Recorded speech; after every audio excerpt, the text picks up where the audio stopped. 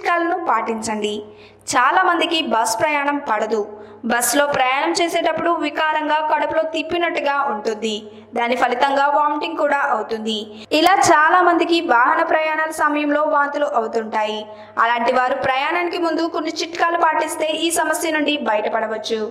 ఇంతగా చిట్కాలేంటో ఇప్పుడు తెలుసుకుందాం. అంతకంటే ముందు ఇలాంటి మరిన్ని హెల్త్ టిప్స్ను తెలుసుకోవాలంటే మా ఛానల్ని సబ్స్క్రైబ్ చేయడం మాత్రం మర్చిపోకండి. చిన్న అల్లం ముక్కను బుగ్గన పెట్టుకుంటే వాంతి వచ్చే అవకాశం తగ్గుతుంది. అల్లంలో ఉండే calcium, phosphorus, iron, magnesium, copper, zinc వంటివి మన శరీరానికి ఎంతో అవసరమైన పోషకాలు.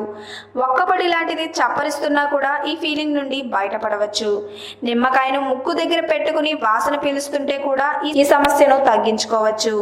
లవంగాలు, సోంపు లాంటివి కూడా దవడకు పెట్టుకుని చప్పరిస్తున్నా కూడా వామిటింగ్ సెన్సేషన్ తగ్గుతుంది.